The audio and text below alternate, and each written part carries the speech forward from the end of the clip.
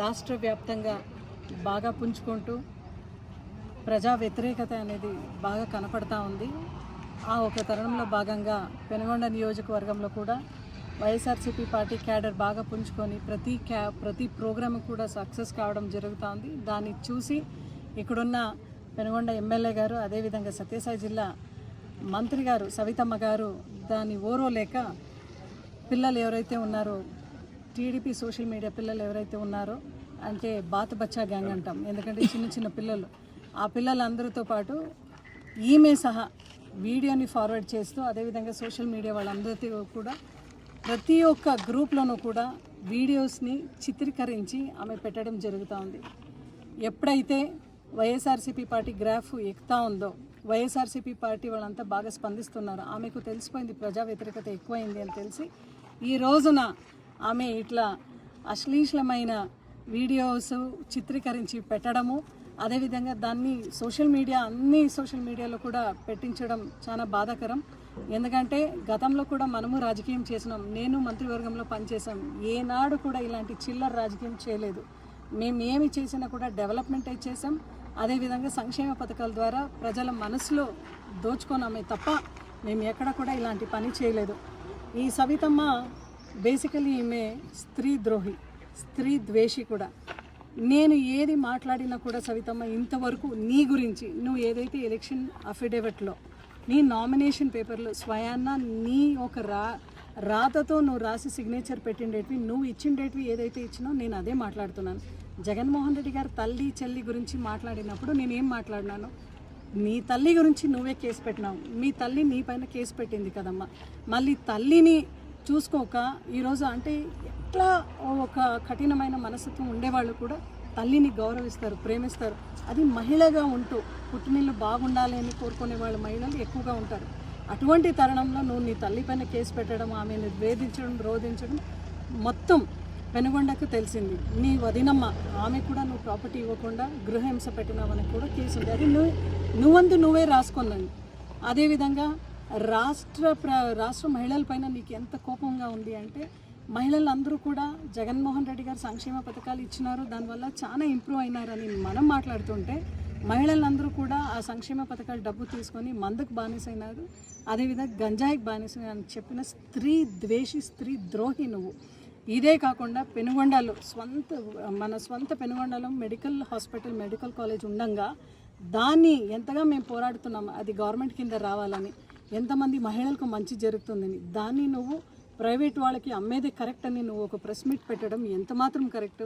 నువ్వు స్త్రీ ద్రోహి, స్త్రీ ద్వేషి కాదా అని అడుగుతున్నాం. టైలరింగ్ మిషన్స్ అన్నీ కూడా నువ్వు బాగా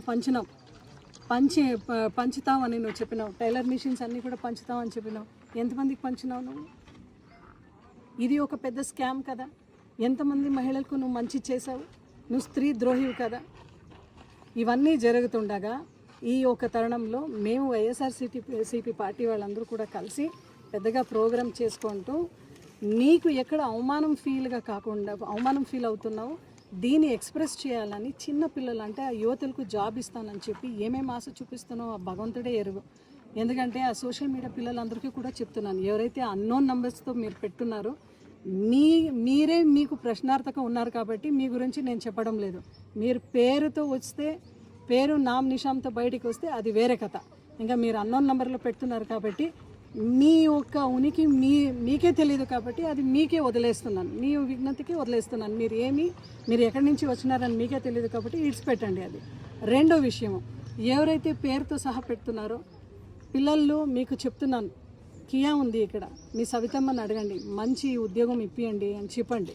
ఇప్పించి మీరు దాంట్లో పని చేసుకోండి. ఎందుకంటే నెక్స్ట్ మా గవర్నమెంట్ రాగానే సవితమ్మ ఎక్కడికో పారిపోతుంది. మీ సంగతి ఏంటి అంటే మీరు ఎలా ఉంటారు నెక్స్ట్? మీరు తట్టుకోగలుగుతారా?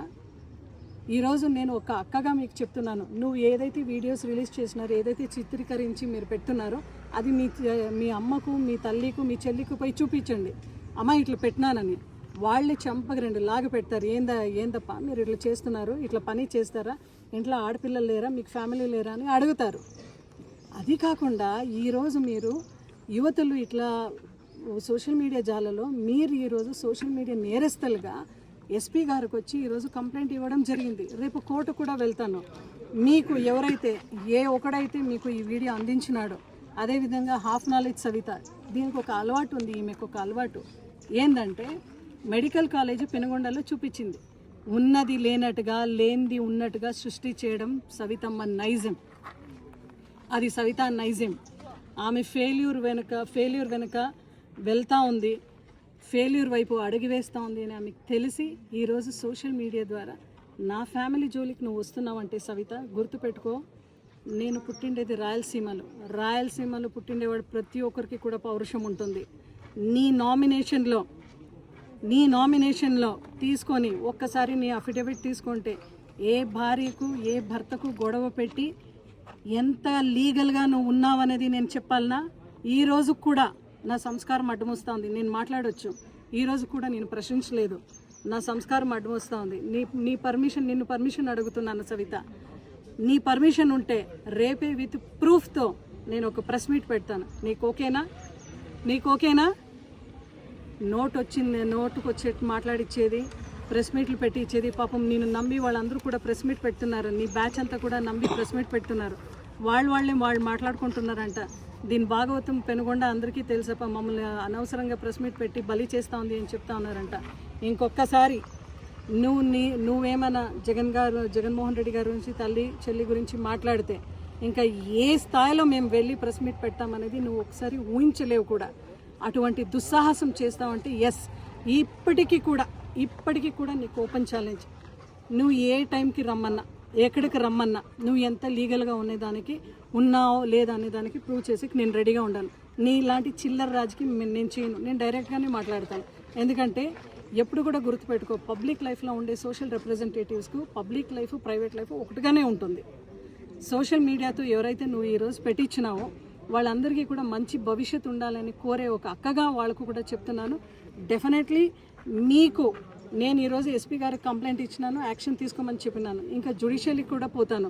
మీకు వీడియో అందించేవాడు ఎవరైతే ఉండాడో, ఈ హాఫ్ నాలెడ్జ్ సవిత దాన్ని మీకు పెట్టమని చెప్పిందో వీళ్ళందరినీ కూడా కోర్టుకు లాగుతాము.